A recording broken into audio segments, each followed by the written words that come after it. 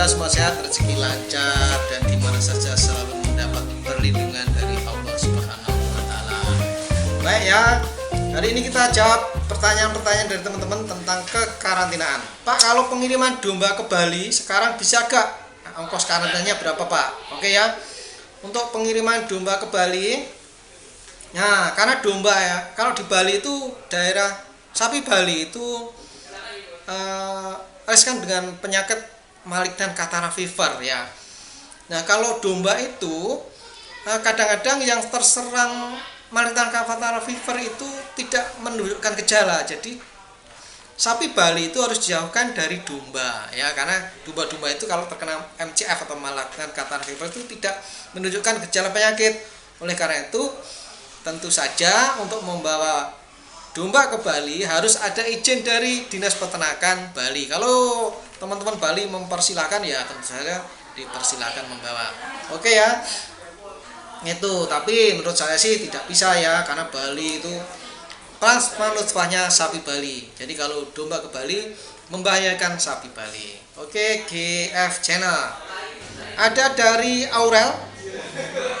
Pak, kalau bawa hewan kambing tanpa kendaraan pickup atau truk di kapal laut bisa tidak? Waduh, ini kami tidak bisa jawab ya, karena di beberapa tempat itu dituntun aja ada bisa ya, sapi itu bawa 10 ekor dituntun ke kapal ada yang bisa, tapi kebanyakan nggak bisa ya. Jadi silakan komunikasi atau koordinasi dengan pemilik kapal ya, bisa di LU atau PT Ferry Indonesia ya, tergantung perusahaan tersebut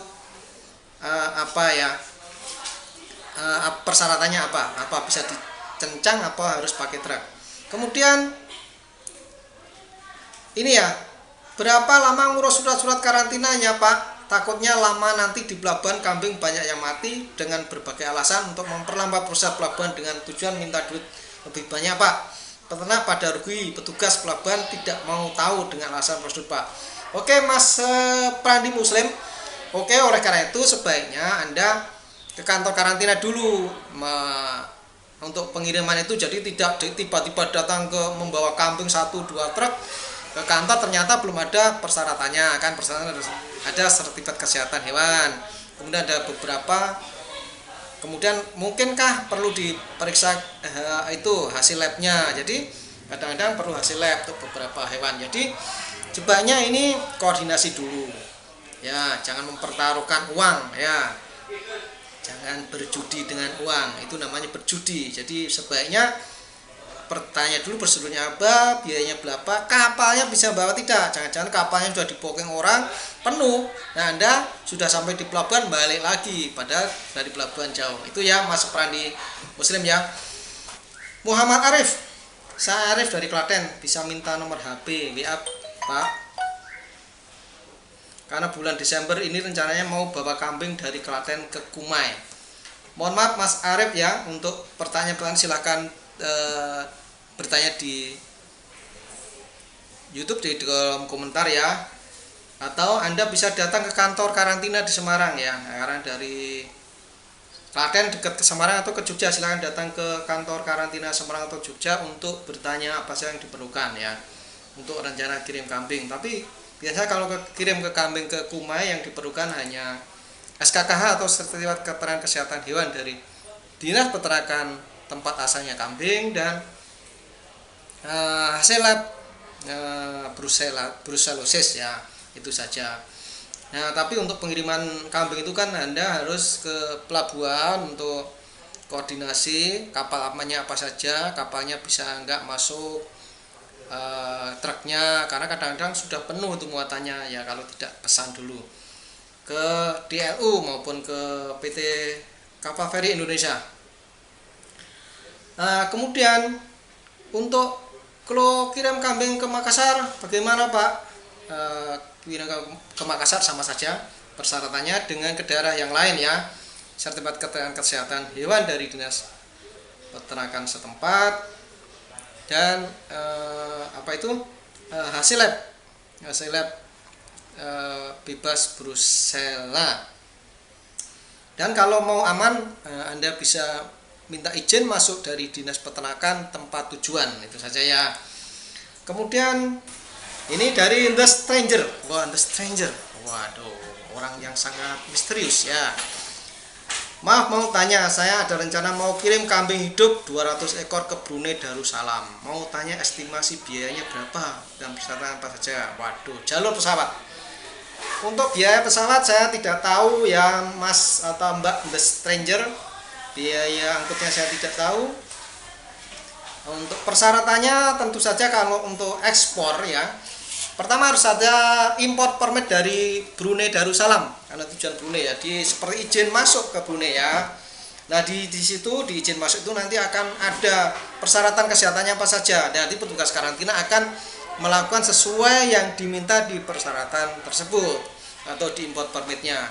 Kemudian kalau ini 200 ekor saja harus ada izin keluar dari Dijen Peternakan dan Kesehatan Hewan ya. Harus ada surat keterangan kesehatan dari Dinas Peternakan setempat. Kemudian kalau 200 ekor ke Brunei Darussalam, ini kalau untuk karantina Semarang kan tidak punya instalasi untuk 200 ekor ya sebelum keluar ke Brunei ya.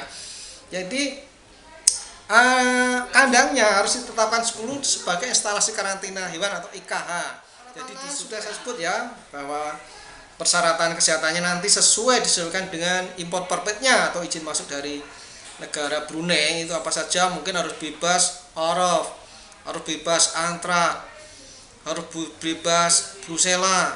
Nah itu nanti kita lakukan pemeriksaan lab sesuai permintaan negara tujuan, atau harus disuntik ivermectin. Nah, harus diapain lagi ya, itu nanti kita sesuaikan persyaratannya. Itu untuk The Stranger. Estimasi biayanya untuk biaya karantina seperti ini.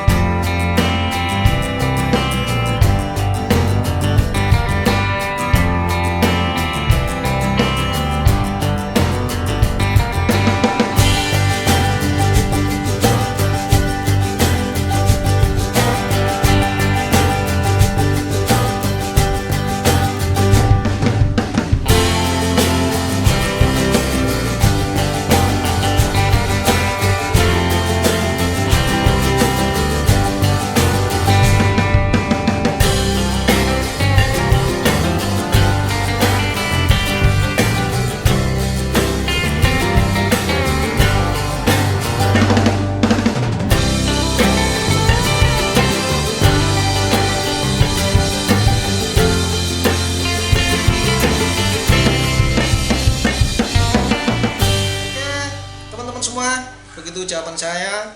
Kalau masih ada yang kurang puas silahkan bertanya di kolom komentar, dan jangan lupa dilihat di keterangan di video saya.